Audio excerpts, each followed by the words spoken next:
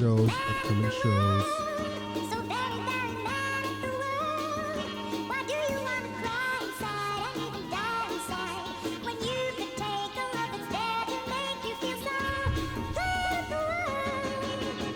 All right. Okay, what's up, everybody? Dean Tarantino here. Welcome to Mad at the World podcast. I'm still mad at the world, despite life being pretty good, despite shows rocking. I've done a lot of cool shows this past month or two, actually, and rocked it all. Even taped a little special, kinda. Wasn't a special, really. It was just some dude who has like contracts to some TV channels who he never really disclosed which ones. It could be the Gay Spice channel for all I know. But either way, he was shooting, and Have Nots chose 5 comedians to go ahead and get their 10 minutes taped, and I decided, and I was chosen and lucky enough to be a part of it. So I did it, man, because it's about time that I'm on the other side of the camera. It's very about time, man. It's always me shooting, which I shot like 3 different other people's specials, Rodney Badger, Ridiculous Nick, and then I did the New Faces at the Improv like a couple weeks ago. But yeah, man, it felt good for the camera to be on me finally for a change, and it went well, except that the mic cut out on me halfway through.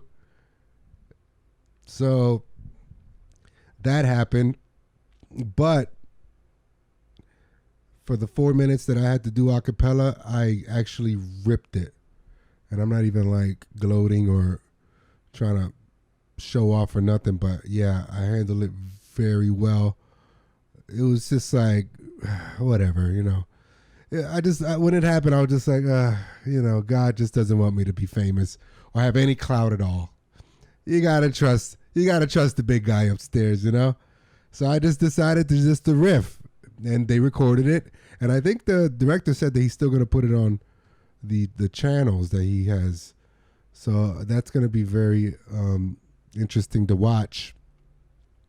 The LMAO channel. It's on, if you look for it on Google or lmaotv.com, I think it's on there. But it was good, man. It was good, and those other few people here from the Miami comedy scene who been making a lot of moves and been doing their thing, who got on and did their thing too, man. I mean, you know, Miami's such a weird scene, and as far as like, there's not a lot of outlet for that type of exposure or TV and stuff. But when we do get the few opportunities, it's always interesting to see how people handle it and how people like do it, you know, and because you can't really cater to Miami audiences on TV because nobody who's watching, if there's any, give a shit about what's going on, or you know, who the fuck is from Hialeah. No one cares. So you really have to make it a general type of act. And me, I've shot so many other people's specials that it felt cool, like using what you say to direct internally towards me, such as, instead of performing just for the audience, you got to keep a peripheral on a camera at all times. Even if you're looking this way, I'm still looking at you. You see? If I'm looking this way, still looking at you. Boom. So it's like, I'm a big audience guy.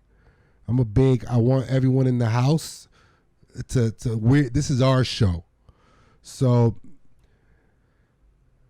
it was just interesting to really internalize my own advice and my own type of thing, and not to curse either, because this is like a no cursing type of thing, which half of the comedians did not give a fuck about and still cursed. This one dude went up and said, "Hey, what the fuck is happening?" He didn't give a shit at all. But yeah, man, that was fun. Then after that, I did the Danny Improv. I did a guest spot for Rodney Badger's taping, which I taped. And murdered that. And then I did a really off left field type of show in Little Havana from my friend Paulie McPaulerson at a place called Bar Nancy's. Beautiful stage, great crowd. Man, ripped it. Ripped it for 15 minutes straight. It was great, man. Me and my boy Chris Cilio, He's a very funny comedian who happens to be blind. He rips it every time. He went up after me, and we just did a whole KO punch. 1, 2, bomb.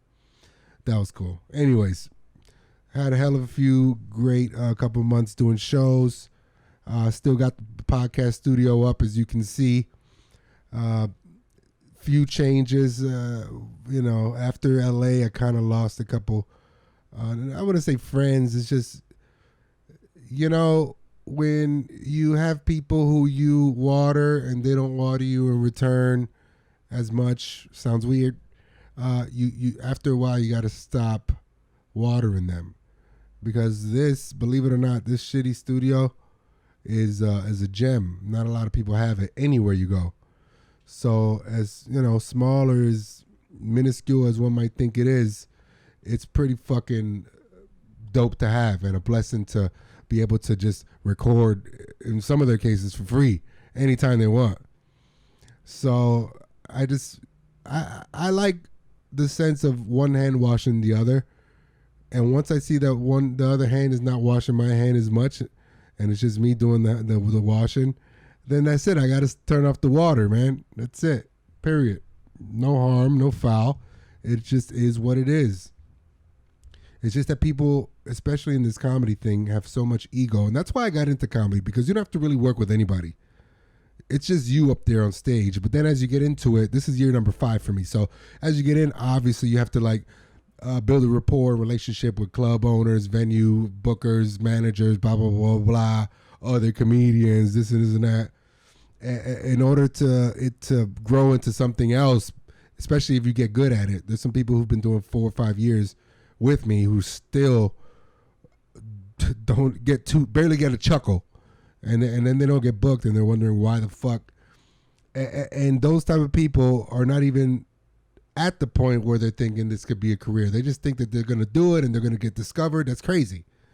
So after a while, you do have to think business minded about this. So that's all it is. When someone else is not reciprocating your hand washing and you're scratching your back, blah, blah, blah, blah, blah, you just have to let it go, man. But, ultimately, I want to, it's no drama. I'm not trying to make it a beef thing. It's all good.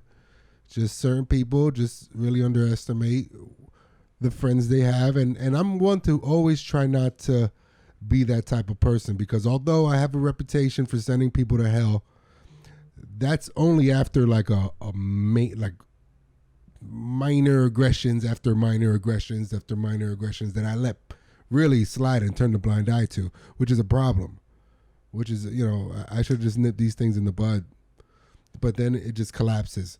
Now, since then, even though I've been known to do that every year, I try to not do that. All right. And I heard a beautiful quote in recent time to help me even fix that part of my brain and my character. And that's this. Even when you feel righteous and you send someone to hell when you feel righteous, you're going to tell the greatest speech you'll ever regret. That makes so much sense to me, because even if you are righteous, right, which I'm not always right, but when I'm right and I'm really adamant about it, I know I'm right. But I just go in so hard at the other person about why they're wrong that it really you can't come back from it the way I say it. It is like a finger pointing that I do. It's like, you fucking idiot, you see what you did, and you can't do that. You can't do that. Not that I name call, I just give them too much truth, baby. And to the point where I'm just like, man, I can't even look at you right now. And they feel it. They feel it. They feel why I feel the way I feel. 9 times out of 10. But that's it. Once I just established that in my head about, even if you're righteous and you send someone to hell, you're gonna tell them the greatest speech you'll ever regret. So think about it another way. Do it another way. Let it breathe, if anything. Fall back. Worry about the other things that you were worried about anyways, or not even worrying, focusing on anyways. and let that breathe. Let them get all their toxicity. You don't know what the people are going through. Let them go through that. They don't know what you're going through. But whatever. Just they want to take out whatever they're going through kind of on you or whatever. They unappreciate you, underestimate you, anything about that nature. Just let them go through it over here. Continue on what you're doing over here. And that's a fucking TED Talk. That's a Tarantino talk for your ass. Okay. So that's that. My couple months have been great, man. It's just that, like I said, comedians have so much ego, bro. Like even at the taping, I got kudos from people that don't even really mess with me. That's how good I handled it, right? And then they don't know that, or they do know, but they don't care. But like, I'm just like, hey, I try to help. Hey, when you do this, peripheral on the camera, and like a couple of these comedians look at me like, who are you to? Like, okay, like, who are you to give me advice? Like, such ego about it. You know what I'm saying? Oh, I don't know. Just someone who's shot a few specials, like as a director, and giving you advice on what I find annoying when I'm in the editing room. Other than that, no one. But good luck. We have such big egos, man. I'm not even immune to it. I'm not exempt from it, but it's just annoying, man. It's just an annoying game sometimes. But other than that, life is good. Life is really good. I have a few more shows coming up. I will be out of the country soon and out of town soon. I mean, what else? Instagram's crazy. I saw a advertisement for a ball cooler. Yeah, you heard me right. A ball cooler. So you put this contraption that looks like one of those beer bongs that you do in college. If you went to a good college, in community college, you just drink the beer fast. But anyways, it looks like a beer bong, and then you attach it to the car vent or the AC, and then as you can tell, the other side is like just a tube where you put in your pant or your short leg sleeve, and then turn on AC, and then it keeps your balls warm, or not warm, cool, and then also makes the rest of your car smell like balls. Can you imagine if somebody just, what if your Uber driver is using this as he's picking you up, right? You get in the car, hey, what's up, man? Hey, what's up? Yeah, all right, pretty good. And you're just in the back seat, like, the fuck is that? Hey, can you put up the air? It's kind of hot back here. Oh, I'm sorry, my friend. I'm sorry. Hold on. Let me take my attachment off. And you look at the attachment, and it's a ball cooler.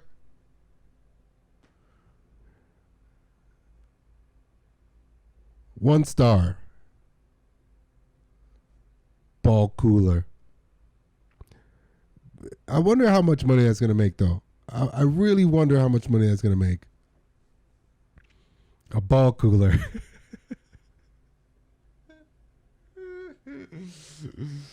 Oh man, just turn on the AC, put on some deodorant on your balls.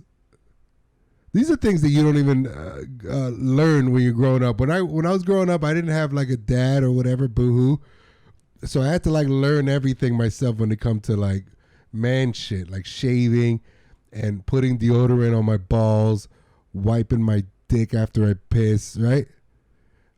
Then I just started wondering, do guys know these things? Do guys grow up knowing this? Like your dad's like, son, did you put deodorant on your fucking nuts? And I'm like, yeah, Dad. And, all right, make sure you do. Clean your dick cheese out of your fucking anteater, okay? No girl wants to go down there and fucking get a mouthful of, I can't believe it's not butterscotch sauerkraut cheese when they're blowing on your little anteater. Okay? Like, do y'all grow up like this? I never know. I had to like learn everything the hard way. Like I had to learn, oh, a girl would blow me more or with more enthusiasm if I put deodorant down there, if I shave down there, if I well, I don't have an anteater. I'm circumcised. But yeah, if I wipe my dick and my boxer brief doesn't smell like a little urine, oh, they'll do it with happiness. Oh, okay, cool. I had to learn this like all late teens.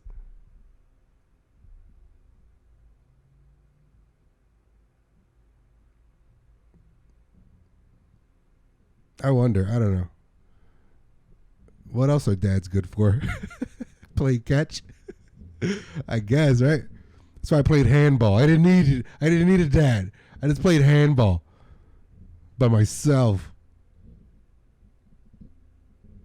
So sad. Yeah, man. I mean, you just gotta learn that shit.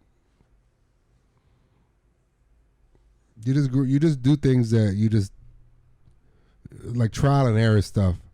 I remember I went through a phase where I would just shave my legs too, just because I was working out, right? And I just felt like it was just a sleek look. And like I wouldn't shave them with fucking, like you picture a girl doing it, right? I do it with my actual clippers. And my clippers did all the work. Face, balls, legs, arms, all that. I had to learn eventually that, yeah, use different shit for different shit, right? But yeah, man, you have to learn a bunch of shit when you don't have a dad and you're a dude. I can only imagine girls are different though. Girls, I mean, I don't know. I guess it's kind of the same, but like girls emotionally are better about it. Me, I was like shaving my face, and every time I cut myself, oh, Dad, I needed you. Girls are more emotionally tough about it. Like, yeah, I don't have a dad, but whatever. I'll just find one and boyfriend and make one in him. That'll suit my needs and my emotions.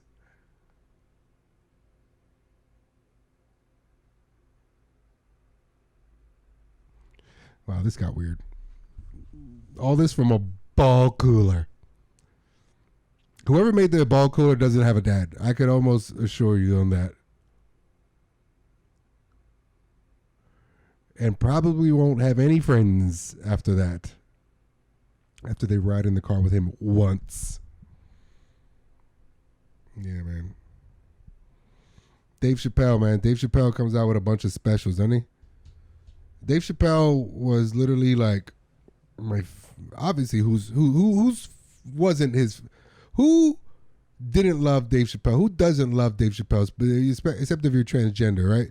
But what I'm saying is like, especially back then when he was like the funny, quirky comedian. Like, see. Now he's more like a philosopher, and it's kind of, I'm not gonna lie, it's kind of like, it's cool, and I love that he's like the dude, If there's no one better than Dave Chappelle being that philosopher guy against the mainstream media that keeps attacking him and keeps reflecting off of him, because he's canceled himself before, because you can't buy him. That part, I love it. But as a comedian, I no one better, right? But as just like a fan of I was watching him day one when I was a fucking kid, and I used to watch him just for a good laugh. Now I watch him just to be behind someone with a good point of view.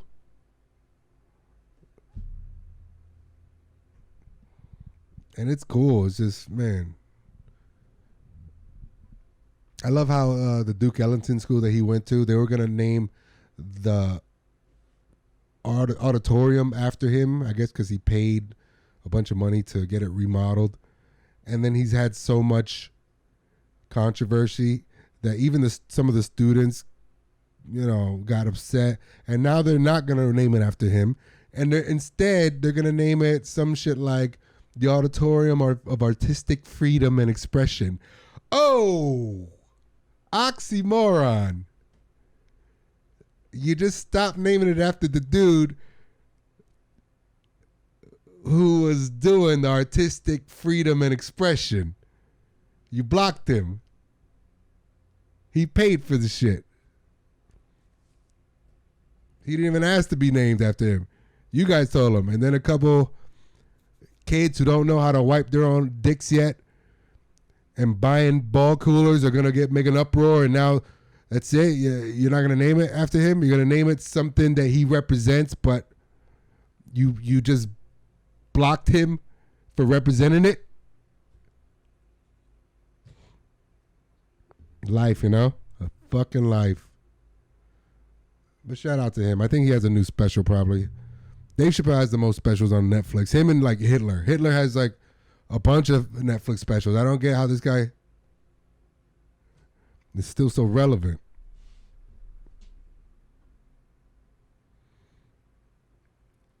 Anyways, he says something. Dave Chappelle said something on the thing that I just saw. I saw a clip of it. How he's like, we're never gonna see another Dave Chappelle again, like in our lifetime. Yeah, sure, I guess. But the thing is that kind of like triggered a few other people and comedians. Like, what are you talking about? I've been ripping it. I've been doing this. I've been doing that. But all these guys are like black or brown. You know what I'm saying? And that's like one of my biggest pet peeves. And I'm not even trying to make this about race, but like it's always us against us. And we know it, and we still don't give a fuck. We still do it just because it's fun, and just because we want that limited seat on Hollywood's lap as the token black or brown guy for the moment. Isn't that so fucking annoying? Like, aren't we just annoyed about that already? Aren't we? It's so fucking annoying, bro. But every time I talk about this, like, you always have people, just stop making excuses. It's not about color. Just make your own. Just be extraordinary. Be the anomaly. Yeah, that's the thing. If you're a certain color, you don't have to be an anomaly. You just have to be related and in the mix when you're young and learn it along the way, and then you'll be put in a position where you don't even have an anomaly gift. You're just developed skill since you were in it so young. So now you're just in it. That's not, but us, we got to be the anomaly. We got to be the best of us, our very best.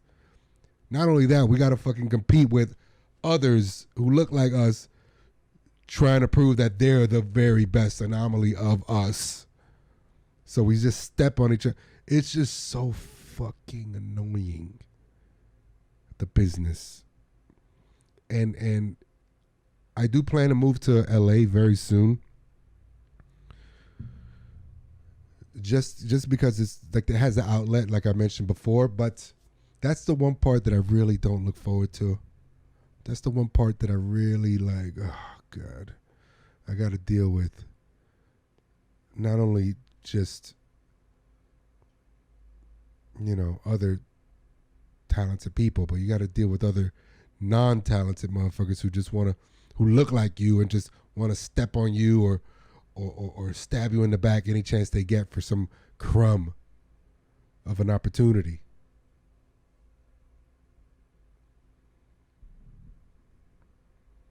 But I learned a lot down here in Miami, just about dealing with people, period. About how I'm going to deal with these type of situations. I'm not, try not to send anybody to hell so much. Continue to have my character, not kiss boys on the low, like pretty much 85% of the New York comedians apparently do. Yo, why? What's up with that? What's up with those like New York comedians who are like in the scene? What's up with them kissing boys on the low? Well, like I'm not talking about like pedophilic. I'm just talking about like, why does it seem like they're all like undercover gays, bis, getting their dick sucked by dudes and stuff? Like, there's nothing wrong with that, but like, there's a lot of them, like, and they're all the ones who are the guys. Is that what we're doing now? All those 10-year, 15-year plus guys, like, is that what it takes? What's going on here? I mean, I like getting my dick sucked too, but like that has nothing to do with having a dude do it every once in a while. What's going on in New York with the bisexualness? I don't know. Putting people like at first I thought it was like a lot of fraternity shit, sitting on people's faces while they sleep, or like, I don't know, putting their dicks on each other's shoulder while they're on a podcast. Like I just thought, funny fraternity shit. But then eventually it's like you start seeing a lot more like tongue kissing. Some of them are like openly bi.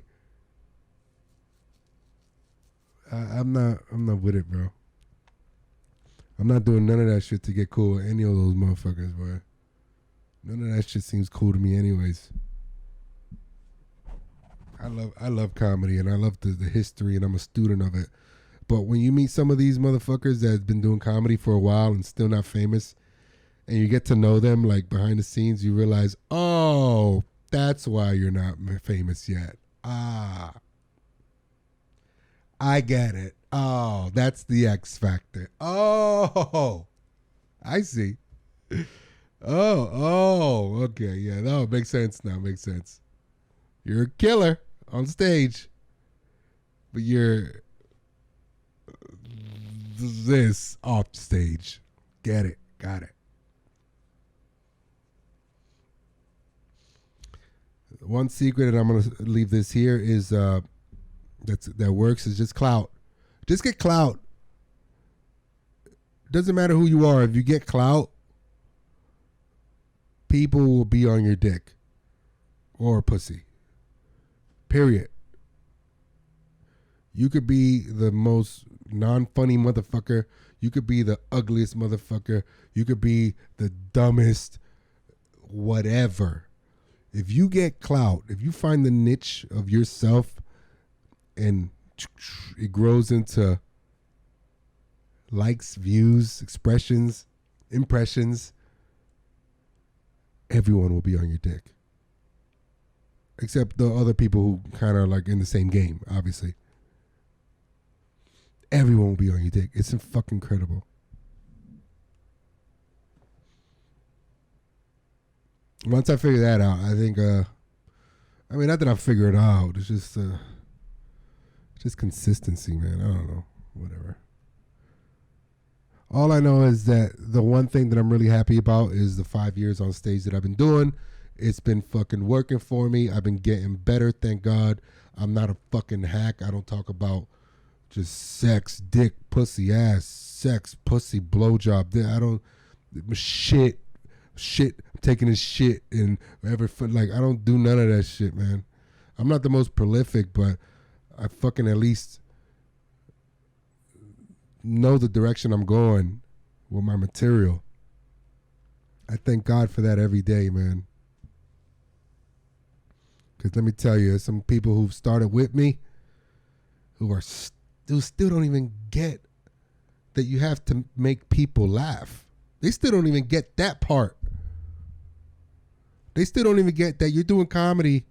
Yeah, okay, you can start doing comedy for yourself, like to fix or to help heal or to help whatever it is about you. You can start that way.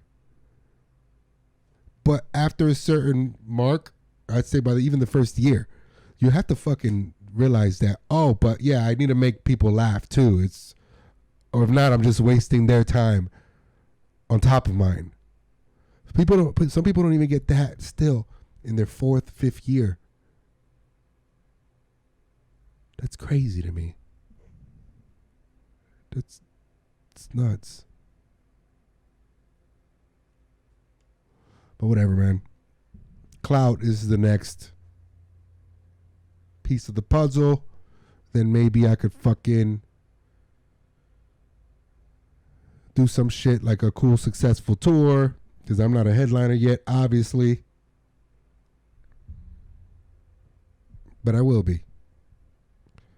Just finding it. Just finding the uproar factor. I gotta make the fucking crowd uproar. Anyways, guys. That's it for this week's episode. What'd I do? 30 minutes? Yeah, that's it. Hopefully all this shit recorded. I'm gonna do this every week. It doesn't matter. No type of edits. I'm just gonna fucking drop it. Who cares? Now I gotta do the actual IG clips of funny videos that I've seen online and on my phone. I got some good ones too, matter of fact. I got like 3. Yeah. Anyways, stay mad at the world, but never at yourself. Protect your inner child. Be passionate about whatever it is that makes you happy and makes you money. Okay? And keep making it. Next time. Peace.